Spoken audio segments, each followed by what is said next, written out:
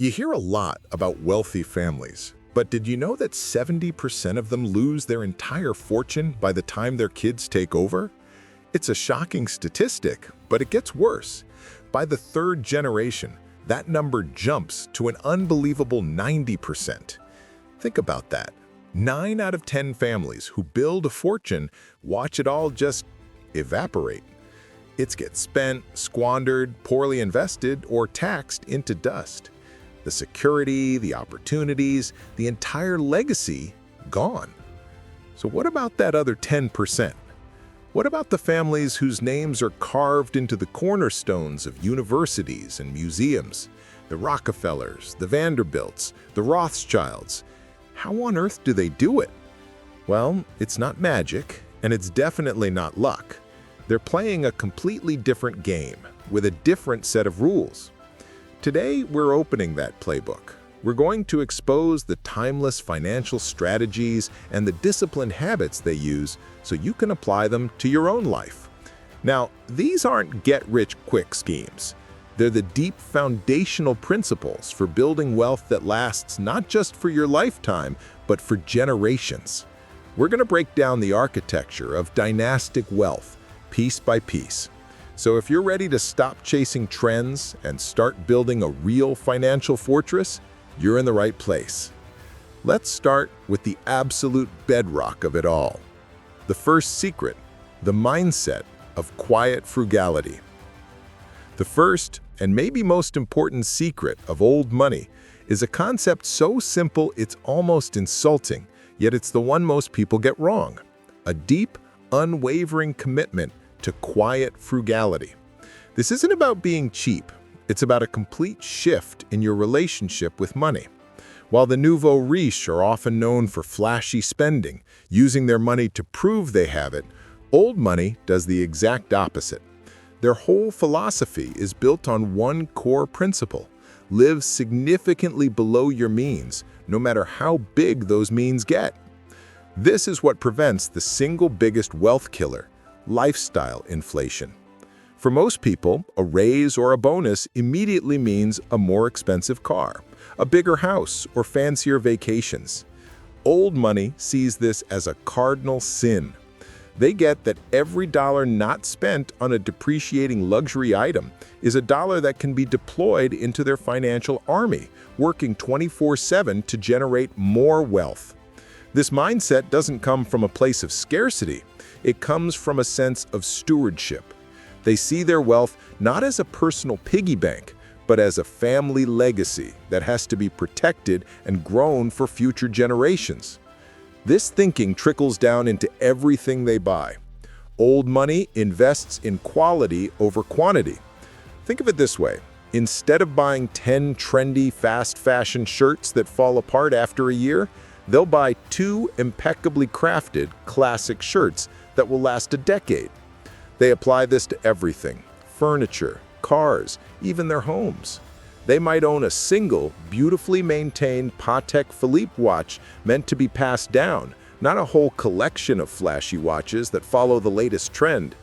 This isn't about depriving yourself. It's about choosing long-term value. They understand that a higher upfront cost for something that's built to last is almost always cheaper than buying disposable junk over and over again. So how do you apply this? Start questioning every purchase through the lens of long-term value versus short-term hype. Before buying something, don't just ask, "Can I afford this?" Instead, ask, "Is this the highest quality I can get for something I'll use for years? And is this purchase an asset or a future liability?" This simple habit is the first pillar of building a fortune that lasts not just for your lifetime, but for generations. The second secret, the rejection of quick profits. In our world of instant gratification, crypto windfalls, meme stock mania, and overnight influencers, the old money approach to investing seems, well, ancient. They completely reject the siren song of quick profits. Instead, they favor slow, steady, and sustained wealth building. They know a simple truth: great fortunes are not made overnight. They are cultivated over decades with patience and relentless discipline. This long-term mindset shapes every financial move they make. Where new money might chase a high-risk venture hoping for a 10x return in a year, old money is perfectly happy with a solid, reliable return that compounds relentlessly for 30 years. As the saying goes, trees that are slow to grow bear the best fruit. This isn't because they're afraid of risk. It's because they understand the godlike power of compound interest when you give it enough time. Albert Einstein famously called it the eighth wonder of the world, but old money knows it only performs miracles at the end of a long journey, not at the beginning. Their investment decisions are driven by deep research, not by hype or emotion. They steer clear of the herd mentality that inflates market bubbles and triggers crashes. In fact, during market downturns, when the average investor is panic selling everything, old money families are often quietly buying up quality assets at a huge discount. They have a plan, and they stick to it, which stops them from making rash decisions based on short-term market noise. A core strategy here is dollar cost averaging. It's simple. You invest a fixed amount of money at regular intervals, no matter if the market is soaring or sinking. This methodical approach removes the impossible task of timing the market and naturally makes you buy more shares when prices are low and fewer when they're high. Over the long haul, it smooths out the bumps and builds a rock-solid portfolio. You can start doing this today. First, set financial goals with a timeline that spans decades, not months. Second, create a disciplined and automatic investment plan. Pay yourself first isn't just a catchy phrase. Make it reality. Have a percentage of your income automatically sent to your investment accounts every payday before you even see it. And finally, cultivate patience. Seriously, resist the urge to check your portfolio every day. You're not a trader. You're a long-term owner of great businesses. That shift in mindset is a cornerstone of the old money playbook. The third secret, the power of strategic diversification. Old money elite live by one simple rule: never, ever put all your eggs in one basket. For them, diversification is a non-negotiable part of preserving their wealth. They get that spreading their money across a wide variety of asset classes, industries, and even different countries is the ultimate defense against shocks to the system. This is what makes their fortunes so resilient, able to withstand market crashes, recessions, and global turmoil. While a typical investor might think diversification just means owning some stocks and some bonds, old money takes this to a whole other level. Their portfolios are more like complex tapestries woven from many different threads. Public equities. Of course they invest in stocks, but they aren't chasing the hot new thing. They favor blue-chip companies, large, established corporations with a long history of stability and paying out dividends. Think about companies that have been around for 100 years and will probably be around for 100 more. Fixed income. Bonds provide a steady, predictable income stream and act as a shock absorber when the stock market gets wild. Real estate. This is a huge one, but they aren't flipping houses. They buy and hold multi-generational properties in prime locations that generate rental income and serve as a tangible piece of their legacy. Just look at the Duke of Westminster, whose family has controlled huge chunks of prime London real estate for centuries. Plus, real estate comes with massive tax advantages, which they use strategically. Tangible assets and commodities. Old money knows that when inflation spikes or currencies wobble, physical assets hold their value. This includes things like precious metals, timberland, and farmland. The Rothschild family, for example, famously invested in vineyards, knowing that land is finite and people will always need to eat and drink. Alternative investments. This is where they really leverage their scale. They get into sophisticated investments that just aren't available to the average person, like private equity, venture capital, and hedge funds. A key practice is regular rebalancing. At set times, they'll sell off some of the assets that have shot up in value and buy more of the ones that have underperformed. This forces them to systematically sell high and buy low and keeps their portfolio locked in on their long-term goals. The lesson for anyone building wealth today is clear. Don't be a one-trick pony. Even if you've crushed it with tech stocks or real estate, you have to diversify. Start with low-cost index funds to get broad market exposure. As your wealth grows, you can start to layer in other assets like real estate investment trusts or REITs and international funds. The goal is to build a financial ark that can weather any storm. The fourth secret, the legal fortress of trusts. If an investment portfolio is the engine of wealth, then trusts are the impenetrable fortress that protects it all. This is probably the least understood but most critical tool in the old money playbook. For most people, estate planning is just writing a simple will. For old money, a will is just page one. Their main vehicle for preserving wealth is the trust, a legal structure that holds and manages assets on behalf of the family for generations. Why are trusts so powerful? They hit three critical goals all at once: asset protection, tax minimization, and control. First, asset protection. When you put assets into an irrevocable trust, they are no longer legally yours. This means they are shielded from creditors, lawsuits, and even messy divorce settlements. If an heir makes a terrible business decision or gets sued, the core family wealth inside the trust remains untouchable. It's a legal moat around the family fortune. Second, tax minimization. This is the big one. The single greatest destroyer of generational wealth is often the estate tax, which can take a massive chunk out of a fortune each time it passes to the next generation. Old money uses specific types of trusts, like a dynasty trust, to dramatically minimize these taxes over the long run. A dynasty trust is designed to last for many generations, sometimes for over a century or more, depending on state law.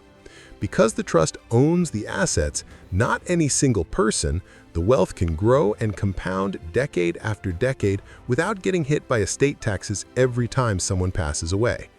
The Rockefeller family is a prime example, having used trusts set up over a century ago to preserve their fortune. Third, control. Trusts let the person who created the wealth set the rules for how the money is used long after they're gone. They can write in stipulations that the funds can only be used for things like education or starting a business, not for buying Lamborghinis. They can even create incentives for professional achievement or charity work.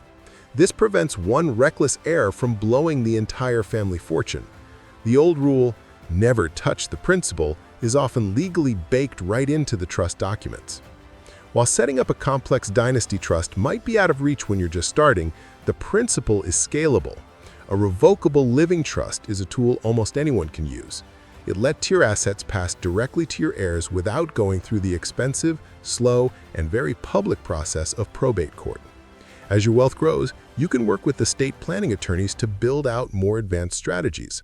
The key is to start thinking of your wealth not just as your personal property, but as a legacy that needs a legal fortress to protect it.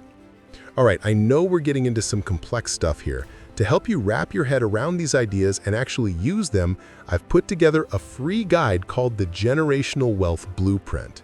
It's a downloadable PDF that sums up these secrets and gives you actionable steps to start building your own financial fortress. The link's in the description. It's completely free, and I wanted you to have it as a thank you for investing your time to learn this. Now, let's get back to it. The fifth secret, the family as a corporation. Once a family's wealth hits a certain level, old money families make a critical shift. They stop acting like a family with a big bank account and start acting like a major corporation. This professionalizing of the family fortune is a key reason they last so long. It replaces emotional, spur-of-the-moment decisions with structured, strategic, and objective management. The first step is often hiring a corporate trustee, a professional institution like a bank, to manage the family's trusts. This immediately adds a layer of unbiased professionalism and ensures the rules of the trust are followed to the letter, no matter what family drama is going on. But the most sophisticated families go even further. They create their own family office. A family office is basically a private company whose only job is to manage the financial and personal affairs of one family. It's like having a dedicated CEO and CFO just for your family's wealth. This in-house team is made up of full-time pros, investment managers, tax lawyers, and accountants, all working for the family. The family office handles literally everything, managing the family's giant diversified portfolio, administering all the complex trusts and legal entities, handling global tax planning, overseeing the family's charities and foundations, and, crucially, educating the younger generations about financial literacy and their duty as future stewards of the wealth. The governance is structured like a corporate board. It usually includes senior family members alongside independent outside experts, like seasoned investors or retired CEOs. This structure ensures decisions are made with professional rigor, insulating the fortune from the whims of any one person. It's a system designed to prevent the infighting that tears so many wealthy families apart. The lesson for you: gradually professionalize your own financial life. In the beginning, you're the CEO, CFO, and janitor, but as you grow, you start to build your own personal board of directors. This doesn't have to be a formal company. It can just be a network of trusted professionals you have on speed dial: a certified financial planner, a sharp tax accountant, and an estate planning lawyer. You meet with them, you pay for their expert advice, and you listen. This is how you move from emotional money moves to executing a smart, professional financial strategy. The sixth secret: the great tax arbitrage. One of the biggest yet least discussed advantages the wealthy have is how they think about taxes. While most people focus on earning a higher salary, old money focuses on generating the right kind of income. They understand that not all money is taxed equally, and they build their entire financial world around that fact. Here's the deal.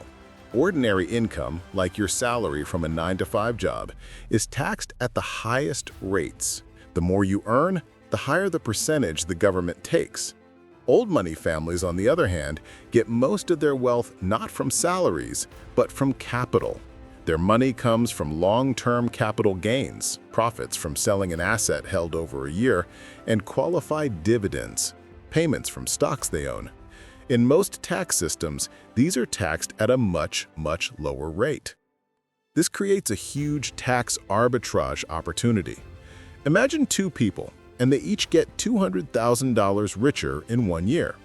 Person A is a high-paid doctor who earns a $200,000 bonus. They could easily lose 35 to 40% of that to income taxes. Person B is an investor whose stock portfolio grew by $200,000. As long as they don't sell, they pay zero tax on that gain. Even if they do sell after a year, they'll pay the much lower long-term capital gains rate, maybe only 15 to 20%. Over decades, this difference in tax drag has a massive compounding effect. Old money families are masters of tax deferral. They hold appreciating assets like stocks and real estate for as long as humanly possible, letting them grow tax-free for years. They use strategies like 1031 exchanges in real estate to sell a property and roll all the money into a new one without paying a dime in capital gains tax. They also use philanthropy as a powerful tax shield. By donating appreciated assets, like stock that's gone up 1,000%, to their own private foundation, they can often deduct the full market value of that stock from their taxes, completely avoiding the capital gains tax they would have owed. The assets then sit inside the foundation, growing tax-free, while the family still controls how they're invested and given away. The key takeaway is to shift your focus from just earning more income to building your asset base. Max out tax-advantaged accounts like a 401k or Roth IRA. When you invest outside of that, adopt a long-term buy and hold strategy to get those lower tax rates. The tax code isn't just a bunch of rules, it's a system of incentives. The wealthy know what those incentives are, and they use them to hit the gas on their wealth creation. The seventh secret: the legacy engine of philanthropy. For most people, charity is an expense. a check you write at the end of the year. For old money, philanthropy is a core part of their financial and legacy strategy. They use charitable foundations not just to give back, but as a sophisticated tool for preserving wealth, maintaining family control, and cementing their social influence for centuries. Starting a private family foundation allows a family to move a huge chunk of their wealth into a tax-exempt entity.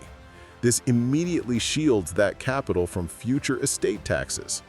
The assets inside the foundation can then grow completely tax-free forever.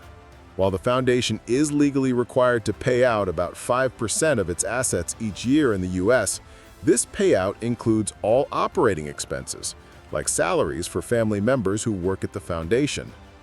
But the real power of a foundation is in building a legacy.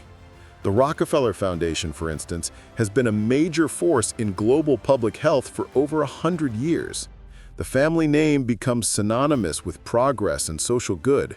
It gives the family a unifying mission, a reason for the younger generations to work together and be proud of their name. It gives their wealth a purpose beyond just having more. Another slick tool is the charitable remainder trust.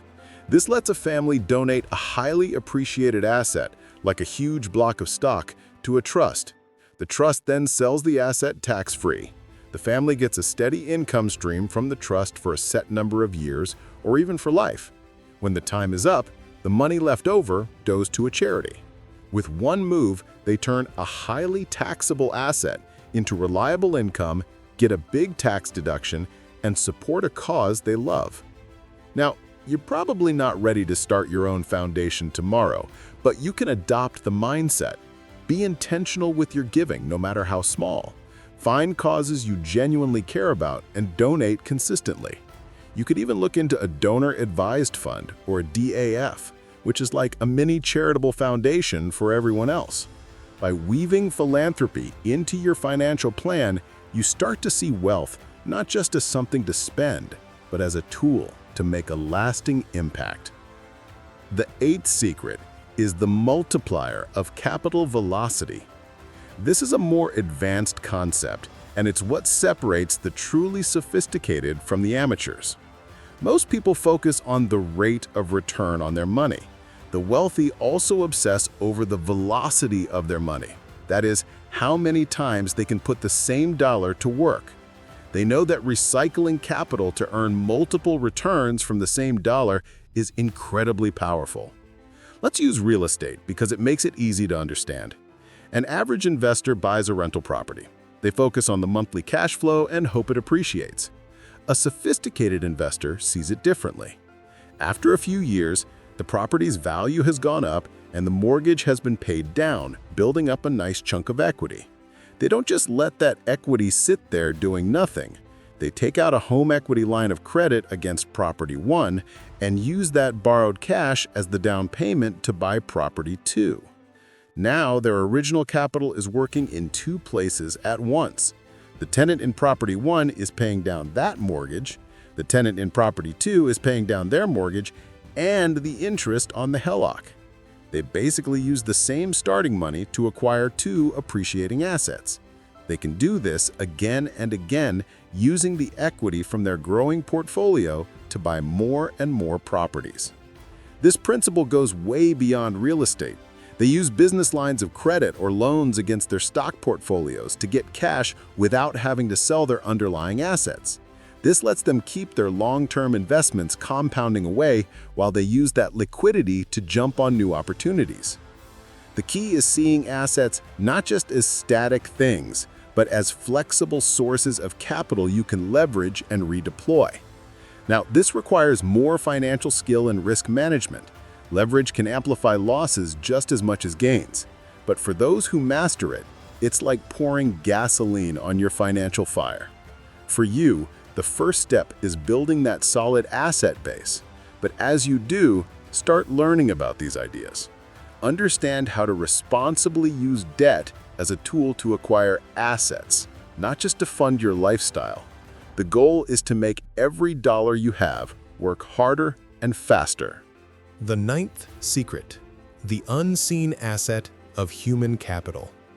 Here's a secret that you won't find on any balance sheet, but it might be the most valuable one of all. Old money doesn't just invest in stocks and real estate, they invest relentlessly in people, specifically their own family. They know that all the financial capital in the world is useless without the human capital to manage it.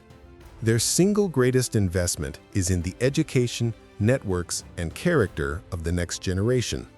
This goes so much deeper than just paying for a good college. Education is seen as a carefully planned path to influence and expertise.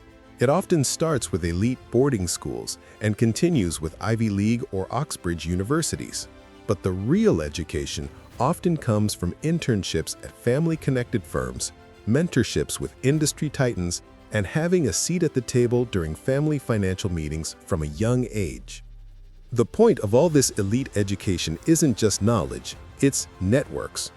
Old money understands that who you know is often more valuable than what you own. By placing their children in the world's most powerful circles, in finance, law, politics, and tech, they're building a priceless asset. This network gives them access to exclusive investment deals, expert advice, and partnerships that are simply off limits to the general public. Just as important is instilling values. There's an old saying, shirt sleeves to shirt sleeves in 3 generations. The first generation makes the money, the second enjoys it, and the third loses it all.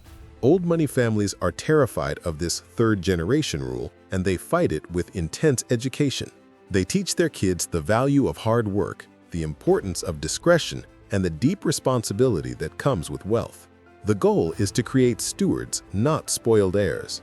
They want the next generation to see the family fortune as a sacred duty, not a personal lottery ticket.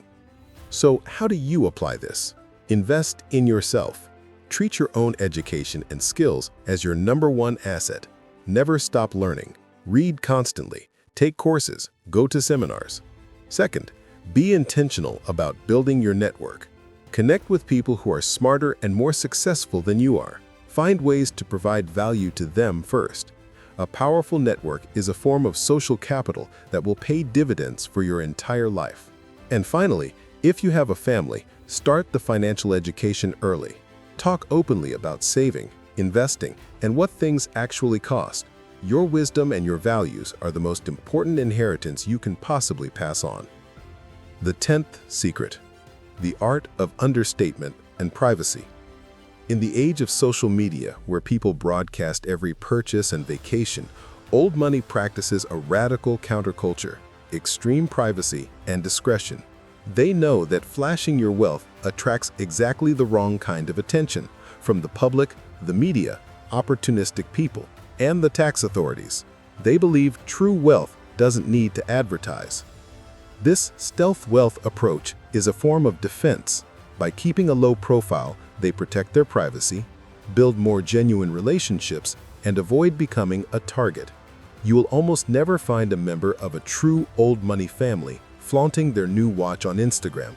They tend to live in elegant but not ridiculous homes, drive reliable but not flashy cars, and wear high-quality but unbranded clothing. Their luxury is in the quality of their life, not in the logos they can show off. This commitment to privacy is drilled into them. Bringing shame or unwanted attention to the family name is a cardinal sin. They understand that their reputation, which has been carefully built over generations, is a priceless asset that must be protected at all costs. This mindset also reinforces their financial discipline. By avoiding the pressure to keep up with the Joneses, or in their case, the other billionaires, they free up enormous amounts of capital that can be plowed back into their investments. They choose financial security over social validation every single time. Their confidence comes from their balance sheet, not from the approval of strangers on the internet. The advice here is simple but powerful. Be careful what you share about your finances, both online and in real life. Fight the urge to show off. Let your success be your own private knowledge. Focus on building a life of quiet confidence. This not only protects you, but it keeps you focused on the real goal of building lasting wealth instead of the cheap thrill of impressing people. It's about knowing that the wealthiest person in the room is often the one you'd never suspect. So, there you have it. 10 of the core secrets from the old money playbook. Let's do a quick recap. Quiet frugality. Reject quick profits. Strategic diversification. The legal fortress of trusts. Family as a corporation. Professionalize your financial life. The great tax arbitrage. Philanthropy as a strategy. Capital velocity. Human capital. The art of understatement. At the beginning, I told you that 90% of wealthy families lose it all by the third generation. The reason is simple. They failed to master these principles. They get sucked into lifestyle inflation, chase speculative gambles, neglect to build a legal fortress, and raise kids who are great at spending money but terrible at stewarding it. The families that last, the 10%, do so because they see wealth not as a finish line, but as a constant process of discipline, strategy, and education. These secrets aren't just for the super rich. They are timeless principles you can start using in your own life right now, no matter where you're starting from. Start with one. Just pick one. Automate your investments. Choose quality over quantity on your next big purchase. Start reading about a living trust. By adopting even one of these habits, you start to shift from the consumer mindset that keeps people trapped to the owner mindset that builds fortunes. You begin playing a different game, the long game. If this video gave you a new way to think about building wealth, do me a favor and hit the like button and subscribe for more deep dives into how the successful really do it. And I want to hear from you. Which of these 10 secrets hit home the most? Let me know in the comments below. Thanks for watching, and here's to building your own lasting legacy.